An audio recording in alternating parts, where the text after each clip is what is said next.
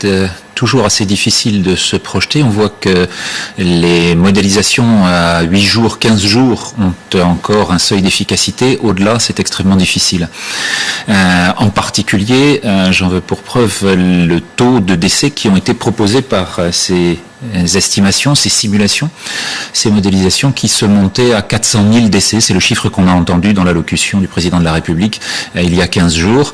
Or, au taux actuel de létalité et de transmission avec ces fameuses variations du R qu'on vient de voir, il faudrait que 100 millions de Français soient contaminés pour arriver au chiffre de 400 000 morts. 100 millions de Français, nous ne sommes que 67 millions. On comprend là qu'il y a un certain décalage lorsque l'on annonce des chiffres qui vont avoir cet impact majeur sur la population, avec tous les risques qui vont encourir derrière. J'ai du mal à vous suivre. Je veux simplement dire 400 000, c'était dans la perspective, si je me souviens bien. Je veux simplement dire par là que ces modélisations se trompent, une fois de plus, puisque nous ne sommes pas 100 millions de Français, et donc que le chiffre qui était sorti n'était pas en relation avec la réalité.